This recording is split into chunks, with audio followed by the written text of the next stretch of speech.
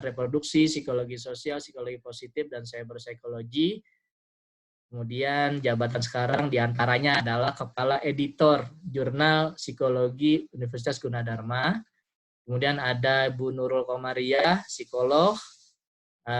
Research interest-nya adalah psikologi positif, bio, dan juga cyberpsikologi.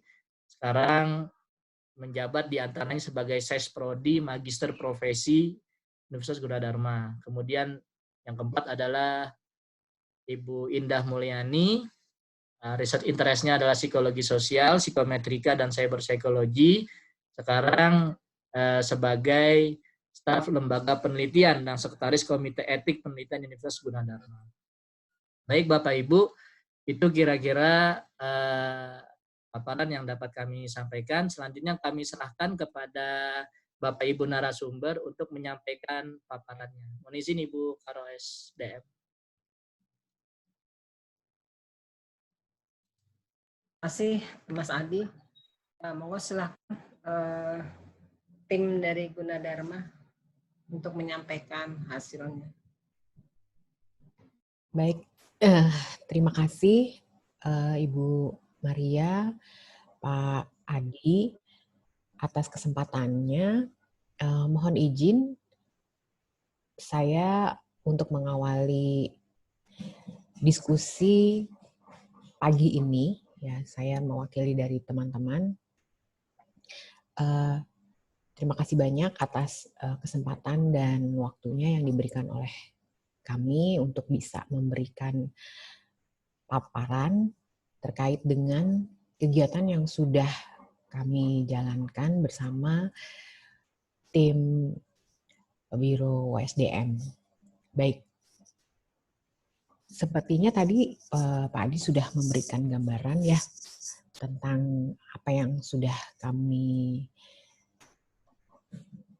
berikan. Namun saya juga coba mau memberikan sedikit pemahaman nih terkait dengan apa yang kami sedang kerjakan. Jadi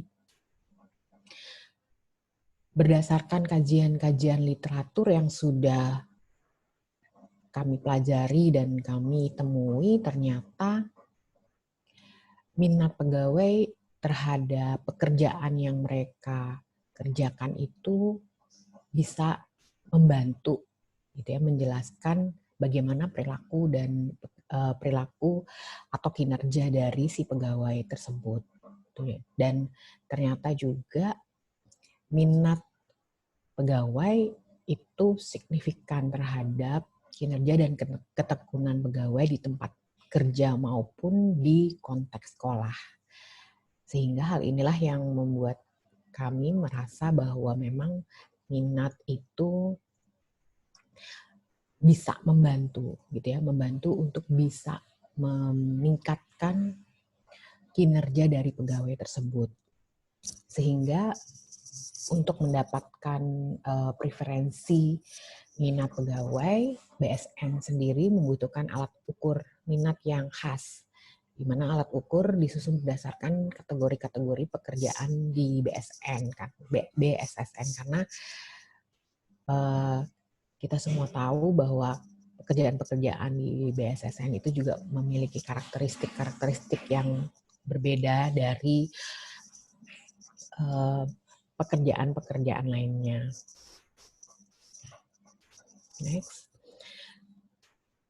Nah, agar kita bisa memiliki gitu ya tes minat yang sesuai, memiliki kesesuaian dengan karakteristik pekerjaan pegawai, khususnya di lingkungan BSSN, maka akan lebih baik jika tes itu memang bersumber atau diinspirasi oleh jenis-jenis pekerjaan yang ada. Maka untuk bisa menyusun itu diperlukan beberapa langkah atau tahapan dalam penyusunan tes minat itu sendiri.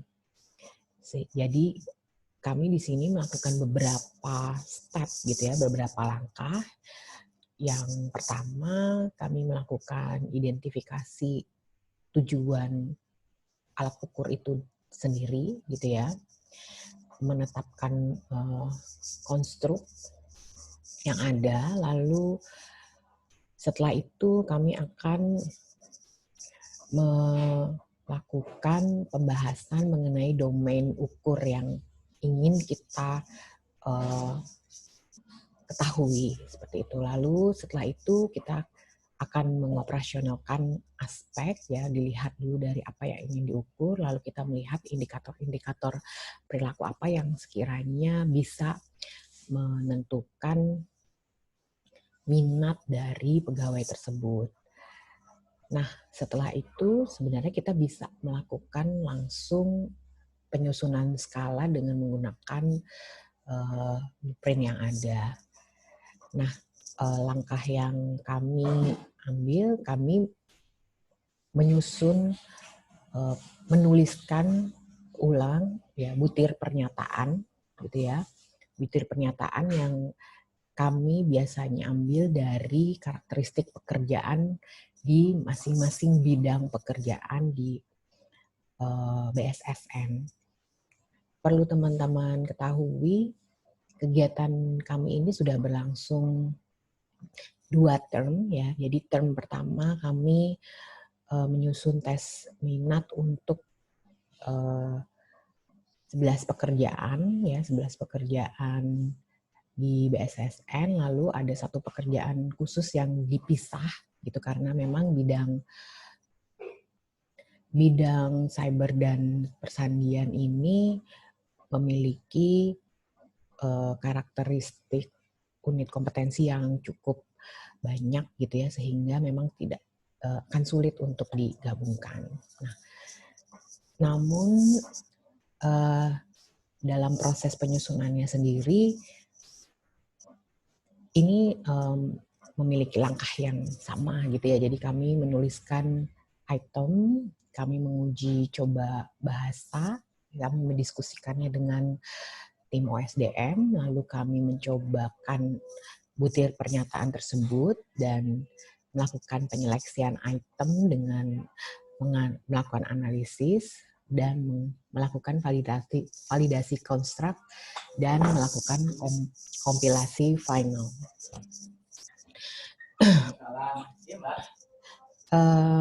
Next ya, setelah kami melakukan penyusunan skala, ada beberapa prosedur pengolahan data setelah kita menyusun skala tersebut, yaitu ada 3 tahapan. Tahapan pertama kita tadi ya, yang saya jelaskan itu masih termasuk tahapan yang pertama, yaitu menganalisis butir pernyataan dan sampai pembuatan kuesioner daring, di mana dalam melakukan penyusunan item skala ini kami melakukan diskusi, kami juga melakukan penelusuran literatur berdasarkan bahan-bahan yang sudah diberikan oleh tim OSDM. Setelah itu kami melakukan tahap kedua, yaitu menganalisis butir pernyataan dengan beberapa tes statistik. Setelah itu kami melakukan pembuatan norma dan melakukan pengkategorian norma.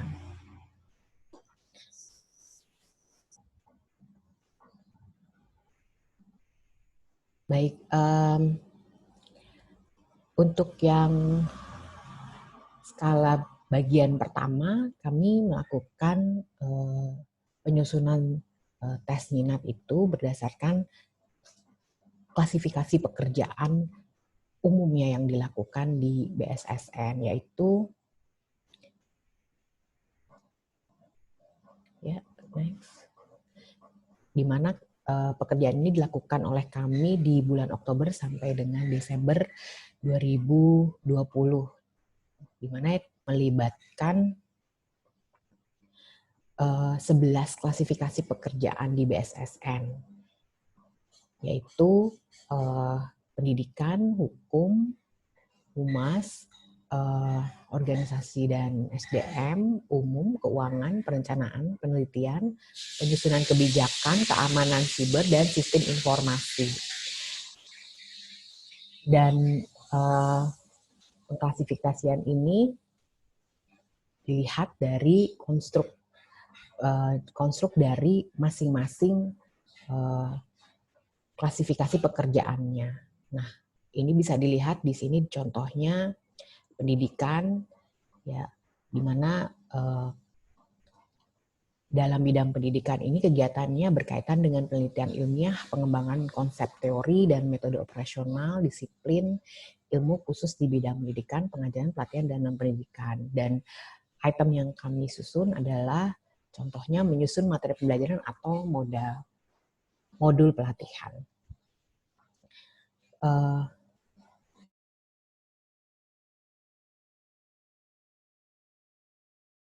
Begitu juga dengan bagian hukum, ya, humas, organisasi. Di sini kami melihat dari masing-masing klasifikasi pekerjaannya, lalu kita membuat suatu butir pernyataan yang mengacu dari pekerjaan-pekerjaannya tersebut. Ya, dilihat dari bidang hukum, kami memberikan contoh itemnya, memberikan tanggapan hukum dalam penyusunan dokumen perjanjian dan peraturan, baik peraturan perundang-undangan maupun peraturan organisasi.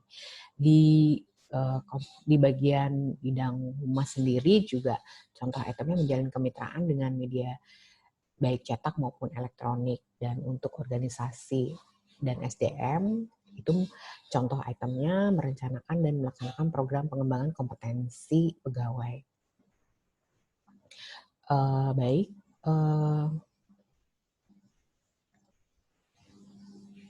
Setelah ini mungkin pemaparan akan dilanjutkan oleh Ibu Indah Mulyani terkait dengan penyusunan atau pembuatan J-form serta analisis dan butir-butir pernyataannya.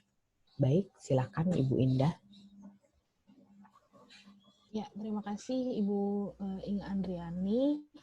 Mungkin saya akan coba untuk melanjutkan. Mudah-mudahan koneksi saya di sini stabil ya, Bapak Ibu.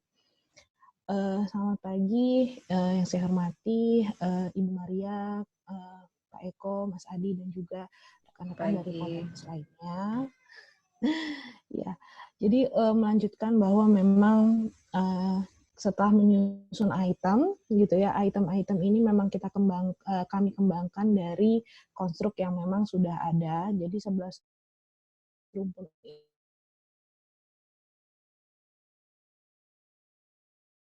kemudian kami menggunakan item dari karakteristik pekerjaannya tersebut. Setelah menyusun item, kebetulan dari satu rumpun pekerjaan kami susun 10 item masing-masing, sehingga ada 110 item totalnya. Kemudian baru kita buat ke dalam Google Form untuk diisi secara online. Kemudian di sini ada instruksi pengerjaan. Jadi item-item tersebut dikembangkan itu bentuknya adalah kata kerja. Dari situ setiap responden ataupun respondennya kebetulan ada pegawai dan mahasiswa Poltekkes itu melakukan pengisian itu berdasarkan instruksi. Jadi instruksinya itu disuruh milih kegiatan mana yang membuat dia antusias untuk melakukannya. Jadi lebih ke sejauh mana Anda merasa antusias ataupun bersemangat dalam melakukan kegiatan-kegiatan kerja berikut gitu. Jadi nanti suruh milih, mulai pilihan jawabannya mulai dari sangat tidak bersemangat sampai dengan sangat bersemangat gitu. Jadi item-item itu suruh milih semangat atau enggak untuk melakukan kegiatan kerja tersebut. Kemudian untuk penyusunan skala minat yang berdasarkan 11 rumpun pekerjaan itu, kami juga melibatkan beberapa variabel-variabel psikologis lainnya. Yang pertama tujuannya adalah untuk validitas kongruen. Jadi kalau misalkan kita mau menyusun alat ukur tuh kita pengen lihat keterkaitan alat ukur yang baru kita buat dengan variabel-variabel psikologis yang memang secara teoretik itu mendukung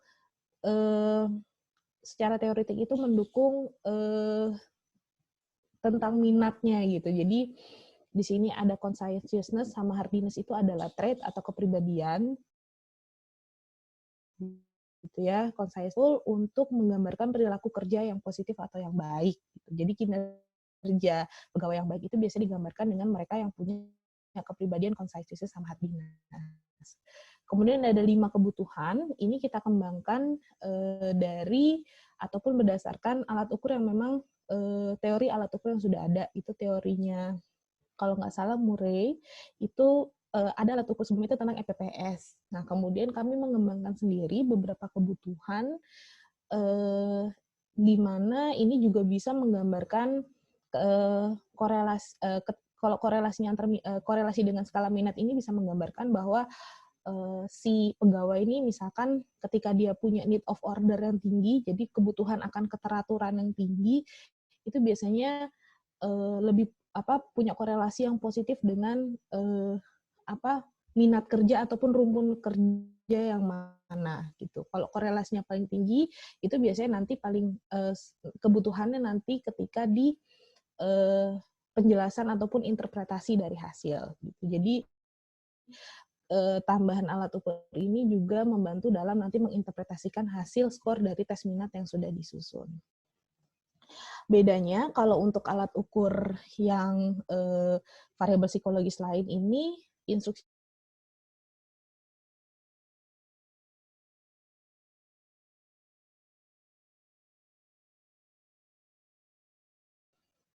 nah, kemudian hasilnya setelah tadi disusun, kemudian dibikin Google Form, kemudian disebar, itu ada 314 responden pegawai dan 254 responden mahasiswa. Gitu. Diskriminasi item, daya diskriminasi item itu ingin melihat mana sih pegawai yang memang punya minat terhadap bidang humas, mana yang tidak gitu. Jadi kemampuan item, kualitas item dalam membedakan responden yang punya konstruk yang diukur, mana yang enggak. Jadi menggambarkan mana responden yang punya minat, mana yang enggak. Item tersebut bisa punya kualitas seperti itu.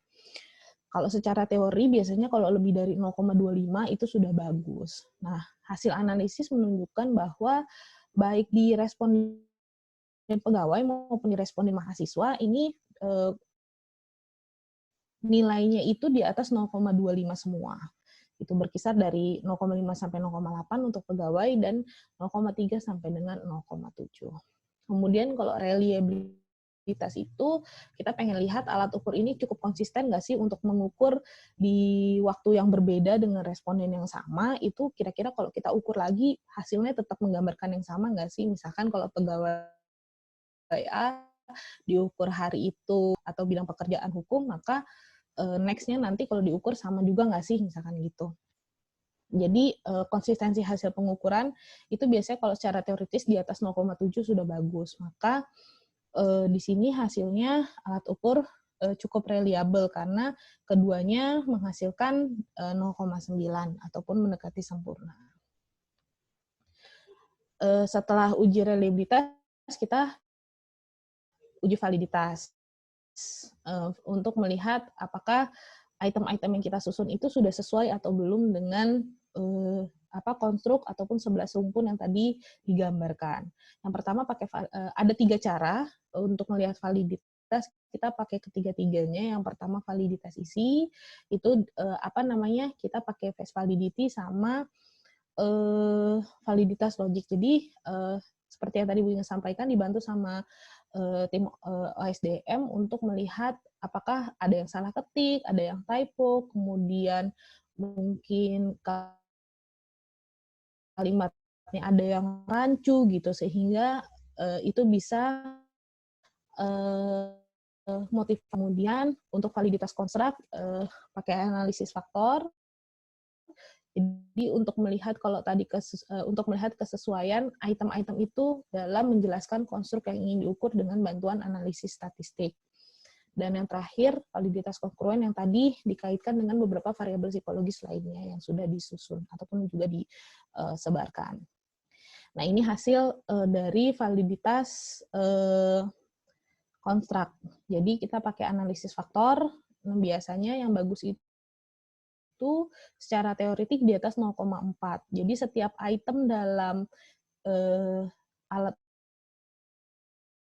ukur minat yang kita susun ini rata-rata di atas 0,4, bahkan sangat tinggi. Rata-rata di atas 0,7. 11 item yang disusun untuk minat terhadap 11 rumpun pekerjaan ini cukup bisa menggambarkan konstruk ataupun rumpun pekerjaan yang memang ingin diukur. Ini kemudian daya diskriminasi serta reliabilitas untuk variabel psikologis lain di kelompok pegawai dengan di kelompok mahasiswa Poltekkes. Jadi memang alat ukur ini dua-duanya alat tes minat yang pertama dan alat tes minat yang kedua, keduanya disebar di dua kelompok responden, yaitu pegawai dan juga mahasiswa. Itu harapannya agar yang pertama juga bisa melihat kesesuaian apakah memang jenis-jenis pekerjaan atau jenis-jenis unjuk kerja yang memang ada itu bisa lekat ataupun bisa dipahami dengan baik oleh mahasiswa gitu. Jadi dan alat ukur ini pun juga sebenarnya bisa digunakan untuk nanti penjurusan ataupun pengklasifikasian mahasiswa ini lebih cocok dalam bidang kerja apa nanti ketika sudah selesai. Nah, ini kemudian hasil korelasi tadi yang untuk menunjukkan validitas kongruen antara skala minat dengan kepribadian jadi sebenarnya minat sama kepribadian itu adalah variabel psikologis yang saling hampir beriringan. Jadi kalau misalkan responden ini punya minat ataupun punya semangat ataupun antusiasme dalam melakukan berbagai pekerjaan, akan lebih baik ketika dia didukung oleh trait atau kepribadian yang ada dalam dirinya yang cocok ataupun punya korelasi yang baik secara teoritis pun mendukung terhadap bidang pekerjaan tersebut. Nah, ini adalah hasil keterkaitannya. Ini adalah bentuk kategorisasi skor. Jadi tadi kan setelah kita punya datanya, kita bikin norma. Jadi norma itu adalah untuk pengklasifikasian gitu. Jadi kalau udah punya total skornya, terus kita kelompokkan mana yang masuk, mereka masuk kurang berminat, mana yang masuk berminat, dan mana yang masuk sangat berminat. Kemudian ini kategori skor yang atas untuk skala minat dan yang bawah adalah untuk kategori skor skala ataupun variabel psikologis lainnya. Nah, ini ada simulasi penerapan. Jadi kalau ini adalah simulasi penerapan dan hasil interpretasinya nanti untuk satu responden. Misalkan saja responden A di sini melakukan pengisian skala minat dan 7 variabel psikologis lainnya seperti yang sudah digambarkan di sini. Ini dikategorisasinya berminat, sangat berminat didasarkan pada yang sebelumnya yaitu kategori skor. Kemudian setelah kita punya kategorisasi berdasarkan pengelompokan yang sudah disusun tadi berdasarkan norma, kemudian kita bisa menginterpretasikan hasilnya. Jadi hasil simulasi yang tadi diketahui bahwa responden sangat berminat pada 3 bidang pekerjaan karena punya kategori yang sangat tinggi ataupun sangat berminat, yaitu organisasi dan SDM, hukum, serta umum. Ia juga berminat pada 8 bidang pekerjaan lainnya, tapi yang sangat berminat itu di 3 bidang pekerjaan. Hasil ini menunjukkan bahwa responden bersedia ditempatkan pada bidang pekerjaan manapun, karena 8 bidang pekerjaan lainnya pun menunjukkan bahwa responden punya minat yang tinggi. Hanya saja 3 bidang pekerjaan, yaitu organisasi dan SDM, hukum, serta umum itu sangat berminat ataupun skornya lebih tinggi gitu. Hal ini didukung juga oleh kecenderungan kepribadian dan needs-nya, yaitu responden menggambarkan cukup cenderung tangguh, gigih, terbuka pada hal baru, namun tetap menghormati otoritas dan berpegang teguh pada aturan. Gitu. sebelum ke saran, jadi hasil simulasi yang tadi, skor ini menunjukkan bahwa si responden ini bersedia untuk ditempatkan dalam bidang manapun, tapi akan lebih bagus ketika ditempatkan pada bidang yang memang punya kategori sangat berminat. Selain itu, dari 7 skala psikologi lainnya yang menggambarkan tentang kepribadian, digambarkan bahwa subjek ini punya kepribadian yang baik, artinya dia cukup tangguh untuk ketika melakukan pekerjaan, kemudian menghormati otoritas dan menaati peraturan yang berlaku. Kemudian saran penggunaannya untuk mendapatkan hasil yang komprehensif terkait dinamika kepribadian responden, maka penggunaan skala ini tidak dapat berdiri sendiri, namun harus didampingi oleh alat tes psikologi lainnya khusus untuk yang kepribadian. Selanjutnya tentang penyusunan skala minat bagian 2. Jadi penyusunan skala minat bagian 2 ini adalah kepanjangan dari penyusunan skala sebelumnya. Jadi di rumpun pekerjaan keamanan siber dan sandi, itu ternyata tidak cukup digambarkan oleh 10 item yang kita susun sebelumnya, karena ternyata keamanan siber dan sandi itu punya kamus kompetensi tersendiri, di mana punya 33 bidang tersendiri. Gitu ya. Ini adalah 33 bidang berdasarkan kamus kompetensi bidang keamanan siber dan sandi, mulai dari manajemen keamanan informasi sampai dengan penyusunan kebijakan keamanan siber. Sehingga masing-masing dari kompetensi ini perlu digambarkan lagi, sehingga dari rumpun pekerjaan keamanan siber dan sandi perlu dikembangkan alat ukur yang lebih komprehensif lagi berdasarkan kamus kompetensi. Nah, mungkin berikutnya tentang item-item yang disusun dan hasilnya bagaimana akan dijelaskan oleh Bapak Wahyu Raharjo. Silakan Pak Wahyu. Baik, terima kasih Bu Indah. Izin Bu Maria dan Pak Adi, saya melanjutkan paparan teman-teman. Saya bersyukur hari ini kita tidak perlu ke BSSN, jadi saya bisa live show dari Magelang, dari Candi Borobudur. Teman-teman kan masih di rumah ya, kalau saya sudah kemana-mana. Aman Pak di jalan Pak? Saya naik lewat pintu kemananya saja Doraemon, Bu, jadinya aman. Bisa aja, background Ya. aja itu. Baik, ini adalah contoh tiga contoh item dari 165 item yang dibuat berdasarkan 33 kompetensi keamanan cyber gitu. Nah, contohnya misalnya ya, untuk konstruk pengelolaan penelitian teknologi keamanan cyber dan sandi, itu isinya tentang kemampuan dalam melakukan pengelolaan penelitian teknologi keamanan cyber dan sandi negara. Nah, contoh itemnya itu melakukan penelitian terkait teknologi keamanan cyber dan sandi.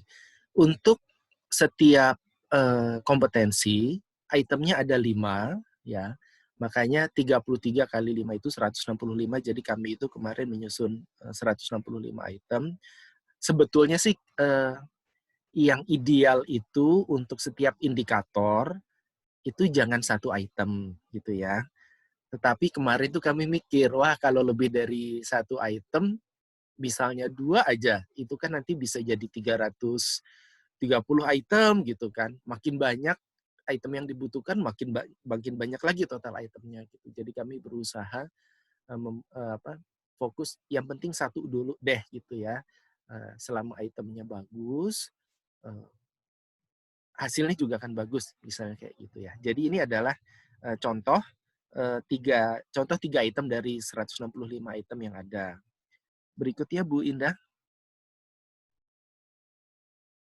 Nah, kemudian kami membuat instruksi pengerjaan, jadi partisipan atau calon pengisi itu dapat membaca skala ini itu cara ngerjainnya gimana sih gitu ya, intinya tuh kayak gitu. Nah, karena ini terkait dengan minat, maka kami meminta para partisipan atau calon pengisi itu untuk berusaha memproyeksikan ketika mereka mendapatkan rangkaian pernyataan gitu ya, mereka harus bisa membayangkan gitu kira-kira sampai sejauh mana sih minat mereka untuk mengerjakan pekerjaan-pekerjaan tersebut gitu. Nah, kami memilih kata semangat. Tadinya kita diskusi panjang lebar ini, apa mau antusias atau semangat gitu. Cuman bayangan kami itu saat itu semangat itu lebih mudah dipahami dibanding antusias gitu. Misalnya kalau antusias itu kan kayaknya bahasa-bahasa puisi gitu ya, takutnya nanti teman-teman partisipan bisa agak-agak tersesat gitu. Jadi udah yang semangat aja deh yang begitu familiar gitu. Jadi pilihannya itu adalah sangat tidak bersemangat sampai sangat bersemangat gitu. Seperti biasa tidak ada jawaban yang benar dan salah karena ini adalah proyeksi gambaran psikologis orang-orang gitu. Jadi yang kalau dia menjawab tidak bersemangat kan bukan berarti dia salah gitu ya atau dia melanggar peraturan gitu karena ya namanya juga cuma minat misalnya kayak gitu. Berikutnya Bu Indah. Nah, jadi sebetulnya ketika membuat alat ukur, salah satu hal yang paling utama yang harus terpenuhi adalah laporan reliabilitas yang baik. Reliabilitas itu keajegan gitu ya, keajegan alat ukur. Alat ukur yang reliable itu kayak apa gitu ya? Yang ajeg itu yang apa gitu. Jadi kalau alat ukur ini nanti dipakai di kesempatan yang berbeda, di partisipan yang berbeda dengan karakteristik yang sama, hasilnya masih tetap bagus. Nah, yang reliable tuh kayak gitu. Skornya berapa sih gitu untuk bisa disebut reliable minimal 0,7 gitu ya. Nah, untuk mendapatkan reliabilitas yang baik, maka daya diskriminasi itemnya juga harus bagus gitu. Daya diskriminasi item itu apa? Daya diskriminasi item itu adalah sampai sejauh mana item itu bisa membedakan orang-orang yang berada di dalam kelompok tinggi dan rendah. Kelompok tinggi rendahnya itu yang apa? Ya tergantung tujuan alat ukur. Kalau alat ukurnya ini tentang minat, pengerjaan, pekerjaan berdasarkan kompetensi tertentu, artinya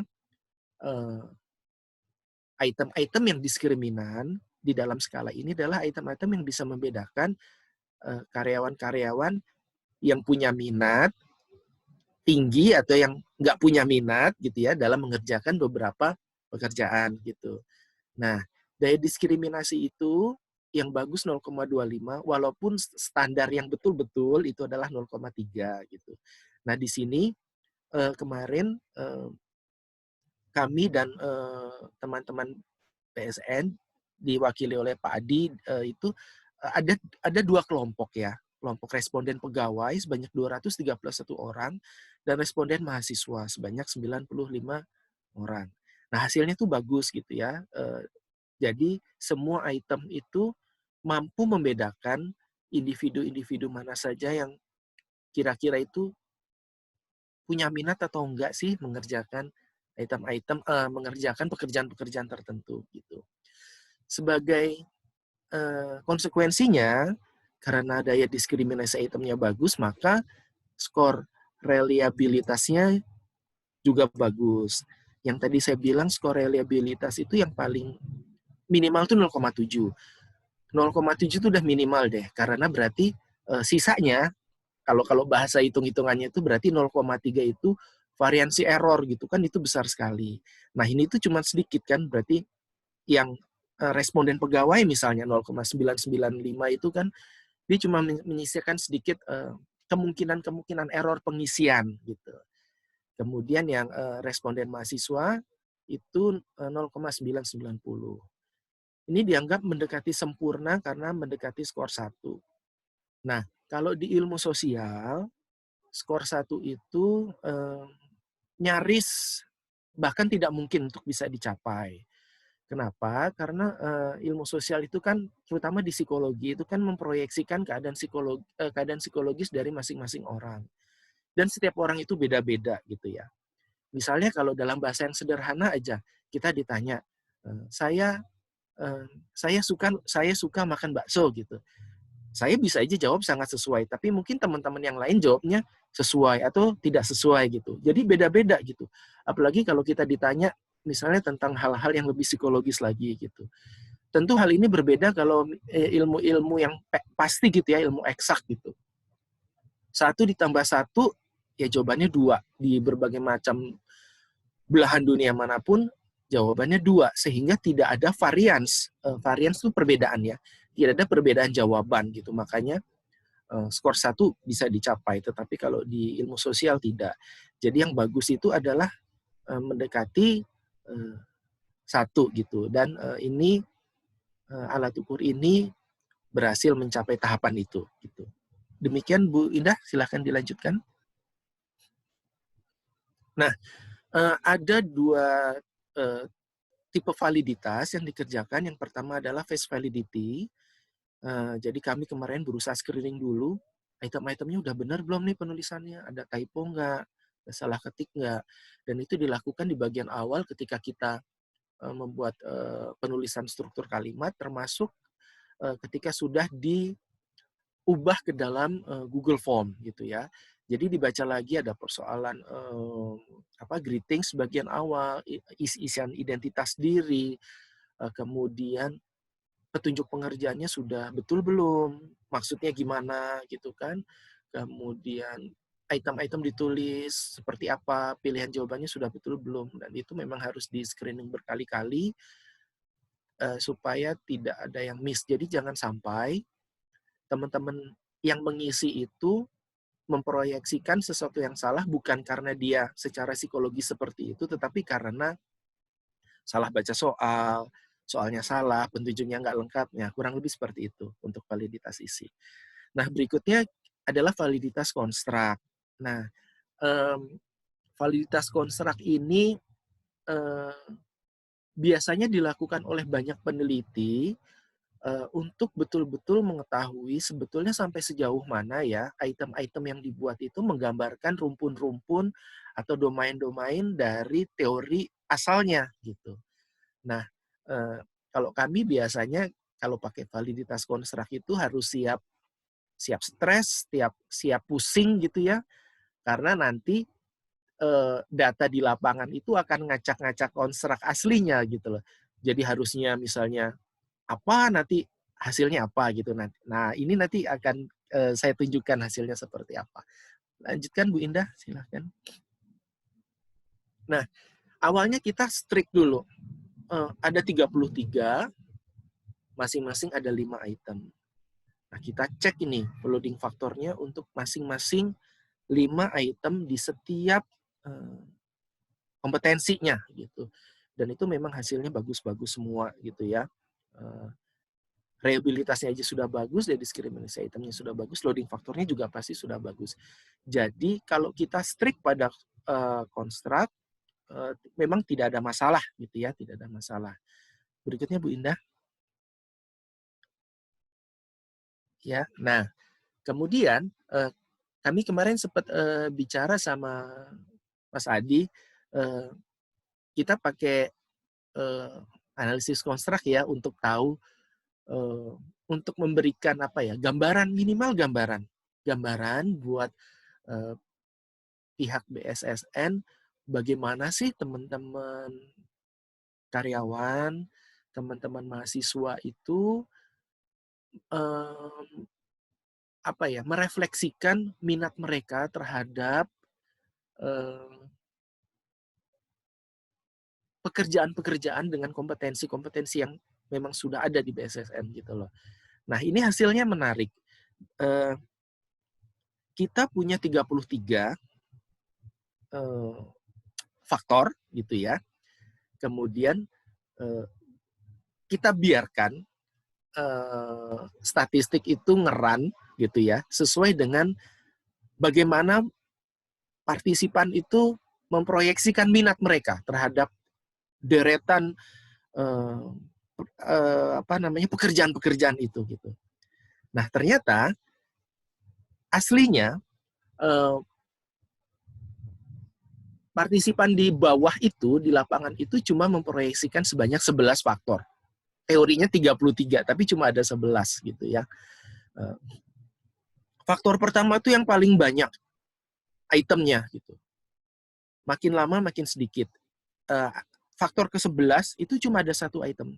Satu item tuh artinya gini, si 151 ini kalau diputer gitu ya, dirotasi, perhitungan statistiknya dia nggak masuk kemana-mana. Gitu.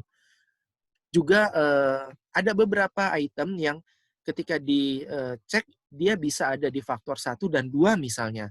Tetapi kalau skornya lebih tinggi di faktor 1, maka dia akan dimasukkan ke dalam faktor 1. Gitu. Contohnya seperti itu. Nah, temuan ini menarik. Saya akan coba berusaha menjelaskan dalam bahasa yang lebih sederhana, misalnya begini.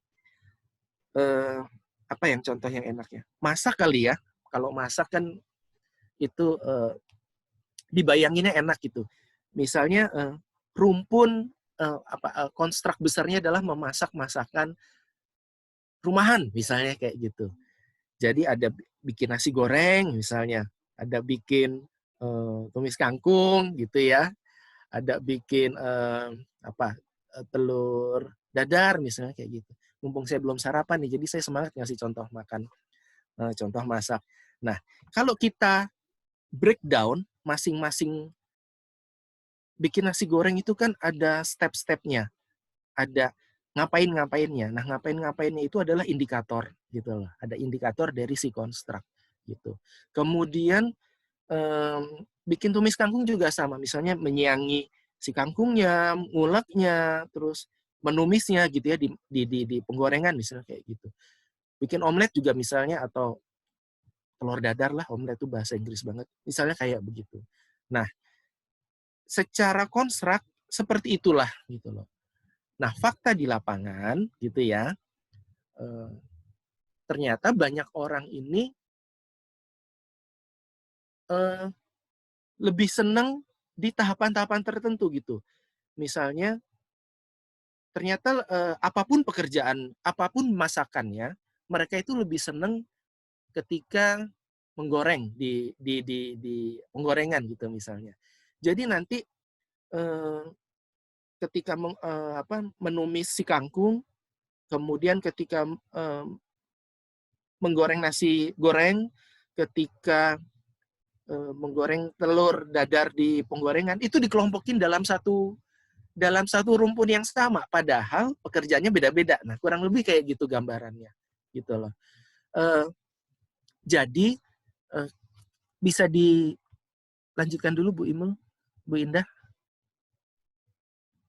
Oh ya, mundur dulu sebentar. Nah, ternyata udah di ujung. Nah, jadi bayangan kami begini. Ternyata di lapangan itu minat itu cair ya, cair sekali gitu loh, cair sekali. Teman-teman di lapangan itu, baik mahasiswa maupun karyawan, itu memproyeksikan semangat mereka mengerjakan pekerjaan itu tidak terbatas kompetensinya apa gitu loh. Oh, pekerjaan ini kompetensinya A, B, C, D. Pekerjaan itu kompetensinya C, D, E, F. Kalau mereka minat, semangat, ya akan tetap dikerjain gitu loh. Jadi kompetensi itu dikelompokkan secara konstruk berdasarkan kompetensi, tapi minatnya itu minat ya minat gitu. Jadi memang lebih cair gitu. Hal ini tentu menarik, artinya performansi kerja dari teman-teman karyawan dan mahasiswa itu akan lebih bisa diprediksi. Artinya mereka cenderung akan berusaha menampilkan kinerja yang maksimal, nggak peduli kompetensinya, karena yang penting mereka berminat dulu gitu di situ gitu. Kemudian kalau untuk alasan praktis lain, nanti tentu akan bisa ditelaah lebih lanjut sebetulnya ya dari persebaran item ini. Teman-teman karyawan dan mahasiswa itu bisa saja nanti di-rolling di bagian-bagian yang kompetensinya bisa jadi berbeda-beda gitu loh. Karena mereka tuh punya minat dalam mengerjakan berbagai macam kompetensi pekerjaan yang berbeda gitu. Saya pikir ini termasuk hal yang menarik karena di beberapa tempat lain minat itu betul-betul sesuai kompetensi gitu. Jadi misalnya saya di ilmu sosial. Kalau untuk teknik jelas saya nggak bisa dan saya juga nggak berminat.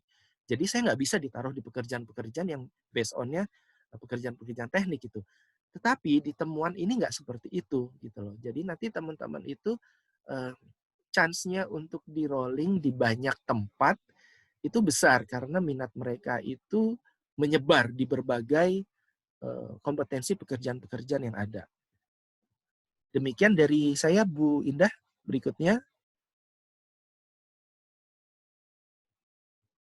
Ini Bu Nurul ya? Baik. Dari saya demikian, Bu Maria dan Pak Adi akan dilanjutkan oleh Bu Nurul. Terima kasih. Baik, terima kasih Pak Wahyu. Mohon izin Bu Maria, Pak Eko dan Pak Adi, saya melanjutkan. Kebetulan bagian saya adalah terkait interpretasi skala yang kedua. Jadi sebelum kita interpretasikan, kami akan membuat dari skor-skor yang ada itu ada dibuat menjadi dua kategori, ya. Maksudnya kami membuat kategori skor per kompetensi dan kami membuat kategori skor per klaster pekerjaan. Baik, tadi berdasarkan paparan sebelumnya, para narasumber sebelumnya, itu diketahui bahwa memang skala dengan 165 item ini merupakan skala yang bagus, valid dan reliable gitu kan ya, dan setiap kompetensi tetap mempertahankan 5 item-itemnya gitu ya. Berdasarkan hal tersebut kami buat kategori rentang skor individunya. Jika per kompetensi itu skor 5-13 itu kategorinya rendah, artinya individu kurang tertarik melakukan kompetensi ini, sehingga ia membutuhkan dorongan eksternal yang maksimal agar mau melakukan pekerjaan yang membutuhkan kompetensi ini. Rentang 14-21 itu sedang, dia memiliki ketertarikan, gitu. Tapi kalau misalnya dia mendapatkan dorongan dari eksternal, dia akan lebih optimal sebenarnya, gitu. Dan untuk skor 22-30, dia kategorinya tinggi, artinya individu-individu ini sangat berminat, sangat bersemangat melakukan pekerjaan-pekerjaan yang membutuhkan kompetensi ini, gitu ya. Dan walaupun misalnya dia nggak dapat dorongan dari pihak eksternal, karena dorongan internalnya sudah sangat tinggi, gitu kan, dia tetap akan bisa bekerja dengan sangat optimal, seperti itu. Jadi kalau kita bicara rentang ini, gitu kan ya, minat itu kan menggambarkan mengenai apakah kita gitu ya, apakah kita punya ketertarikan untuk mendalami pekerjaan, melaksanakan pekerjaan dan lain sebagainya gitu. Jadi ketika kita berminat gitu kan ya, maka ya akan lebih mudah mengerjakan pekerjaannya karena dia sudah punya dorongan internal. Selanjutnya Bu Indah. Baik, seperti yang sudah saya nyatakan tadi, kami melakukan 2 scoring per kompetensi dan per cluster. Untuk per kompetensi, langkah pertama adalah setiap kompetensi diwakili oleh 5 item, dan untuk mengetahui skor per kompetensi, maka jumlahkan skor yang diperoleh individu pada 5 item tersebut, gitu kan ya. Jadi misalnya ada kompetensi yang pertama, kompetensi pertama itu terdiri dari 5 item, nah 5-nya itu semuanya harus ditotal, gitu kan ya. Kemudian nanti setelah itu kita akan menemukan kompetensi yang memiliki skor tertinggi. Nanti akan ada simulasinya. Selanjutnya Bu Indah. Ini kategori yang kedua, yaitu kategori skor per klaster pekerjaan. Berdasarkan informasi yang kami dapat dari Biro EUSDM, bahwa sebenarnya dari 33 kompetensi itu sebenarnya mewakili atau dibutuhkan oleh 8 klaster pekerjaan dengan berbeda-beda.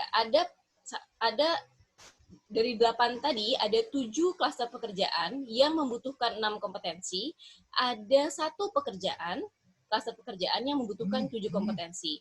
Dengan kebutuhan yang berbeda, ada yang 6 kompetensi dan ada yang 7 kompetensi, ini menyebabkan skor di kompetensi tersebut juga jadi berbeda. Untuk yang 6 kompetensi, skor 30-79 itu rendah. Untuk yang 7 kompetensi, skor 35, 35, dan sampai skor 88.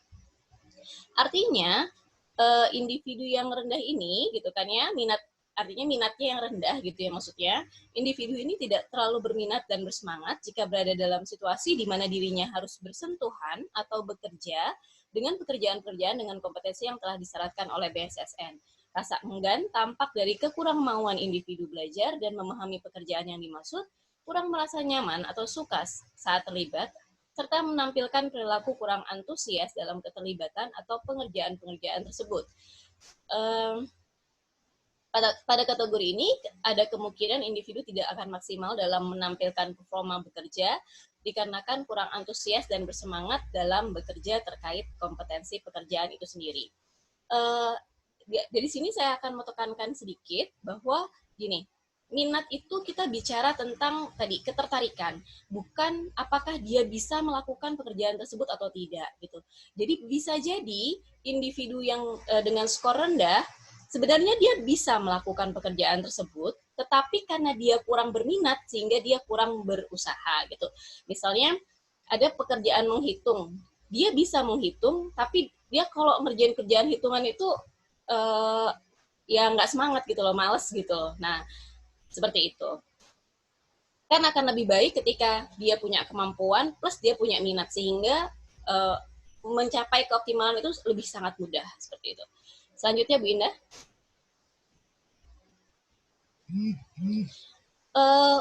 Untuk skor di 6 kompetensi yang 80 sampai 129 dan 7 kompetensi 89 sampai 147 itu kategorinya sedang.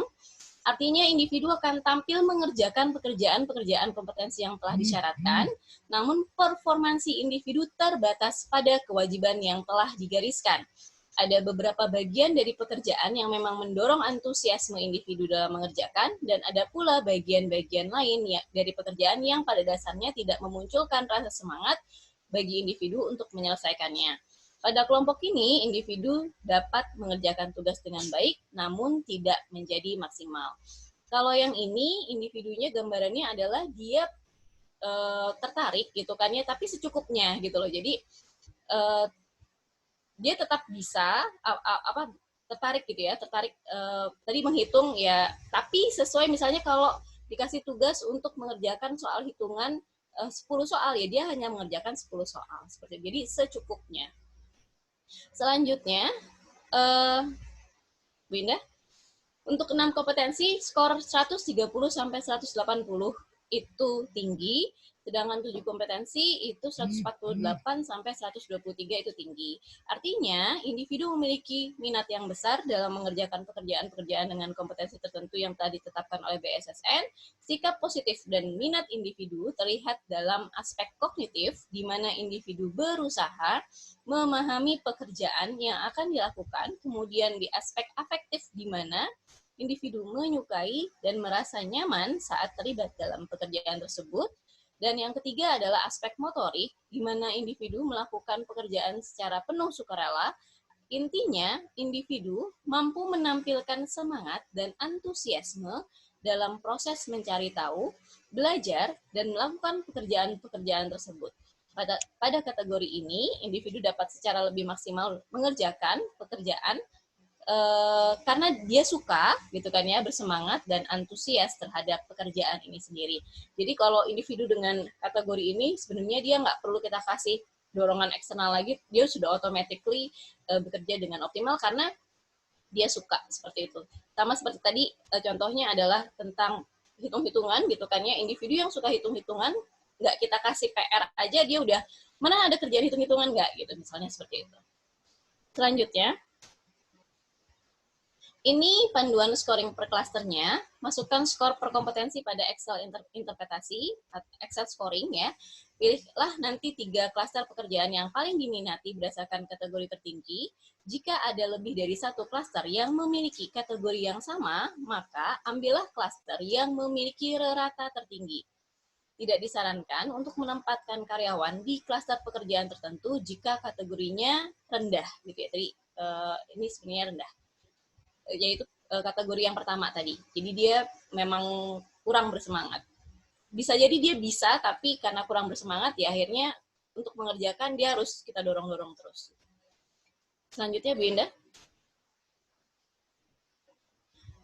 Ini, mohon maaf, simulasi penerapan skala minat yang kedua. Mungkin ini kami bilangnya responden A, tapi responden A yang ini berbeda dengan responden A yang sebelumnya. Jenis kelaminnya laki-laki, usianya 23 tahun, pendidikan terakhirnya adalah D4 S1, unit kerjanya saat ini adalah di Pusdatik, unit kerja sebelumnya adalah di Pusopkam Sinas, dan didapatkan skor minat tertinggi itu ada di kompetensi, itu ada di klaster pekerjaan investigasi cyber, gitu ya. Responden sangat tertarik dan antusias untuk menunjukkan perilaku kerja ini sehingga tidak memerlukan dorongan eksternal untuk mengerjakan tugas-tugas yang membutuhkan kompetensi ini. Silakan Bu Indah. Nah, ini tabel scoringnya, gitu kan. Jadi nanti penggunaannya total dari masing-masing kompetensi itu tinggal dimasukkan di klaster pekerjaan. Silakan diganti, gitu kan ya, ada 33 di atas yang warna biru, gitu kan ya, nanti tinggal dimasukkan, gitu kan. Ini adalah klaster pekerjaannya, ada 8 klaster pekerjaan di sebelah kiri, ada 8, dan setiap klaster pekerjaan itu membutuhkan kompetensi yang berbeda-beda.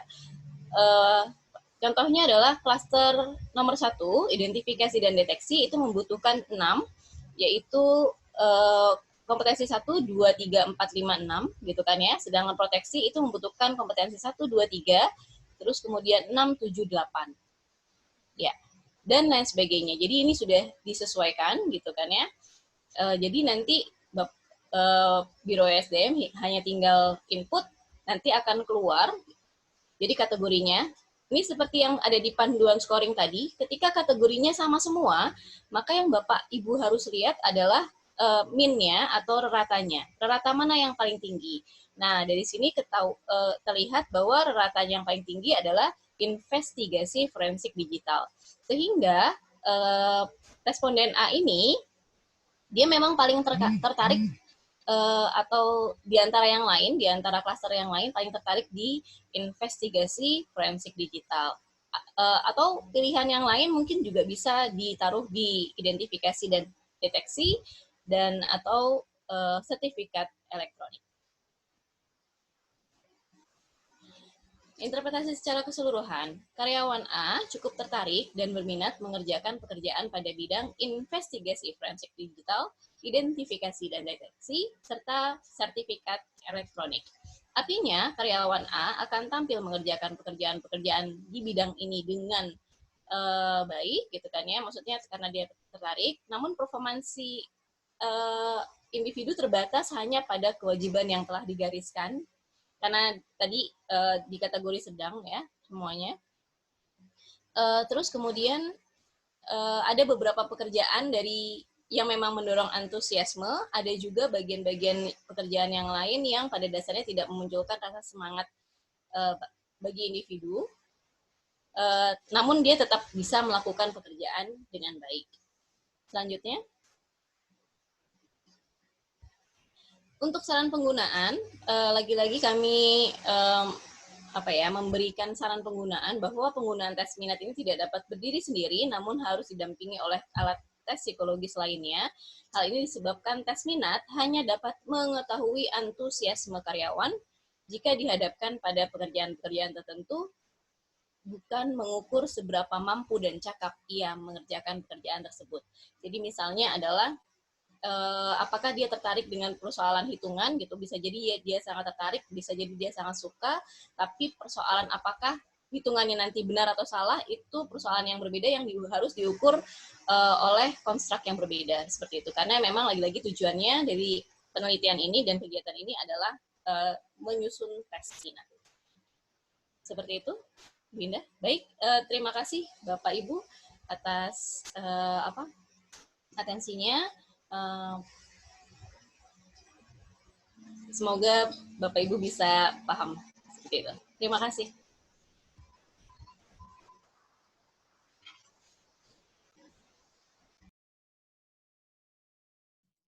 Baik, terima kasih para narasumber yang telah memaparkan hasil riset ini. Mohon izin, mau narahan Ibu S2, apa berkenan langsung dibuka diskusi? Bisa dibuka diskusi, tapi sebelum diskusi ada satu pertanyaan ini. Siap, Ibu. Terkait ya, kemarin kan kita juga melakukan survei minat ya.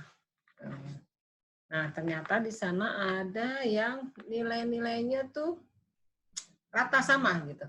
Ya, hampir mendekati, sehingga ada beberapa pegawai yang tidak bisa kita identifikasi sebenarnya minatnya itu di mana. Nah, pertanyaan saya nih kepada narasumber, bila terjadi hal seperti itu, kita tidak tahu apakah memang pegawai tersebut benar-benar berminat di sana atau benar-benar tidak berminat di sana, atau pegawai tersebut mengisi tidak dengan kesungguhan. Nah, bagaimana solusi terhadap permasalahan tersebut? Sementara kita harus mendeteksi minatnya sebenarnya kemana, tetapi dengan hasil yang seperti itu kita tidak bisa tahu minat pegawai tersebut. Mungkin ada sedikit pencerahan ini terhadap kasus yang seperti ini.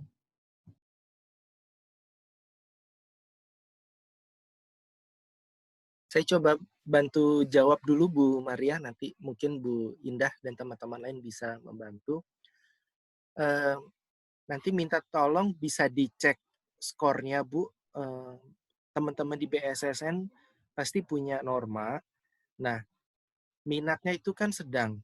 Kalau dari skor, itu dia larinya sedang ke arah tinggi atau sedang ke arah rendah gitu Bu. Nah, itu nanti bisa dijadikan patokan pertama untuk menentukan orang ini sebetulnya aslinya itu punya minat apa tidak. Karena nanti kalau yang sedang ke tinggi itu bisa jadi aslinya dia punya minat, tetapi karena ada persoalan-persoalan psikologis tertentu, capean, letih, bosan, jadi dia mengekspresikan pengisian item-itemnya itu tidak maksimal karena suka kecampur-campur sama permasalahan-permasalahan psikologis yang lain gitu. Nah, kalau buat teman-teman yang nanti skornya itu masuk ke sedang ke arah rendah gitu ya. Nah, itu bolehlah kita anggap mungkin yang bersangkutan memang tidak punya minat di situ, sehingga nanti pihak BSSN itu bisa mengambil polisi-polisi tertentu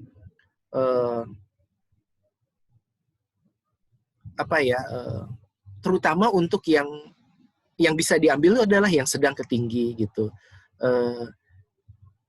Kalau ingin probing lebih lanjut, bisa diadakan acakan wawancara sebagian gitu ya. Kadang-kadang kalau teman-teman di lapangan itu kan udah tahu pekerjaan-pekerjaan dengan kompetensi tertentu itu adanya di bagian apa. Karena di bagian lain itu nggak ada. Namanya manusia. Kadang-kadang kita kalau udah nyaman kerja sama teman-teman yang A, begitu, ini kalau kerjaan-kerjaan kayak gini nih kayaknya di bagian yang berbeda nih, temennya berbeda gitu. Jadi suka kecampur-campur Bu Maria gitu loh. Sebetulnya kamu tuh berminat apa enggak tuh karena pekerjaannya atau karena teman-teman di divisi yang lain sih misalnya sukanya kayak gitu. Nah, itu bisa dijadikan pertimbangan. Tetapi memang kalau dari segi pragmatisnya yang paling gampang itu skornya yang sedang itu dicek dulu. Sedangnya itu sedang ke tinggi, yang berarti masih bisa kita ya aslinya dia berminat sebetulnya gitu. Atau kok dia masuk ke sedang ke arah rendah ya. Kalau kayak gitu ya sudahlah gitu, daripada nanti performanya dia nggak maksimal, misalnya kayak gitu. Dari saya gitu Bu Maria, mungkin teman-teman nanti bisa menambahkan. Terima kasih. Terima kasih Pak Wahyu. Iya. Mohon izin juga menambahkan. Tadi sebenarnya kalau kita bingung, tadi kan memang pas contohnya kebetulan juga pas yang kami ambil adalah sedang semua gitu kan ya.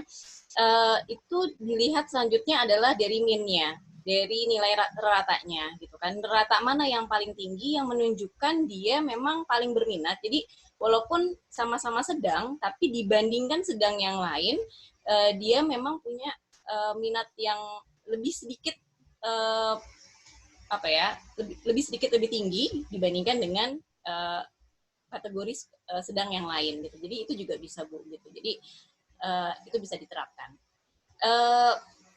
Kalau dari apakah dia mengisinya sungguh-sungguh atau tidak gitu, mungkin juga yang harus terkait minat, seperti yang juga sudah disampaikan Pak Wahyu sebelumnya, adalah minat itu cair sekali Bu gitu kan ya, karena bisa jadi saat ini kita berminat di bidang pekerjaan tertentu, terus kemudian beberapa waktu kemudian kita berminat di bidang pekerjaan yang lain karena memang sedang tren atau sedang apa seperti itu juga bisa gitu kan. Tapi sebenarnya nggak masalah karena lagi-lagi kalau kita boleh bandingkan antara minat dan kepribadian, mana yang harus kita, misalnya gini, secara kepribadian, secara kecakapan, dia lebih cocok di bidang A, tapi di minat kok dia minatnya di bidang B. Kalau seperti itu, Biro SDM ambilnya yang mana? Maka saran kami adalah ditanya dulu kenapa dia bisa tidak terlalu berminat di bidang tersebut, padahal dia kompeten, gitu kan ya. Dan dibanding minat, sebenarnya yang harus lebih diandalkan adalah tadi kompetensinya, kecakapannya dia dan kepribadiannya dia. Karena itu yang biasanya sifatnya lebih ajak dibanding minat. Seperti itu, Bu. Terima kasih. Silakan Pak Mas Adi. Ya, Ibu, terima kasih Ibu. Terima kasih Pak Wahyu dan Bu Nurul atas jawabannya. Mohon izin dibuka sesi diskusi, dipersilakan kepada forum. Rekan-rekan Bapak Ibu dari Politeknik Siber dan Sains Negara, mungkin ada pertanyaan atau tanggapan? Dipersilakan. Ya, izin Mas Adi. Ya, Ibu Santi, apa kabar? Baik, alhamdulillah. Maaf tadi telat bergabung Bu Karo dan Bapak-Bapak Ibu narasumber karena ada yang harus dipersiapkan untuk rapat siang nanti. Baik, izin saya ingin menanggapi apa yang sudah disampaikan oleh narasumber. Kemudian nanti dikaitkan dengan kebutuhan ya dari Poltek SSN dalam rangka peminatan. Baik, mohon nanti saya dikoreksi Pak Wahyu dan Binda dan rekan-rekan yang lain.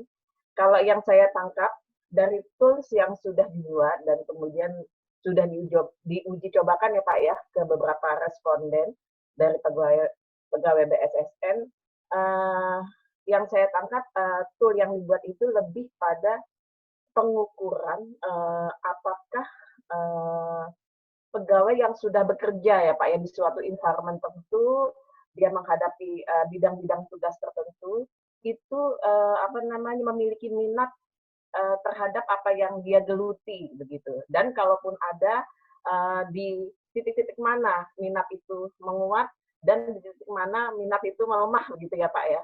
Dan ini tentunya menjadi bahan evaluasi bagi OSDM dalam rangka melakukan tour of duty ya untuk memastikan apakah dia memang masih layak ditempatkan di bidang tersebut atau dia harus dipindahkan ke bidang lain yang lebih cocok gitu ya sesuai dengan hasil psikotes. Itu yang saya tangkap, izin Pak Wahyu. Nah kemudian Pak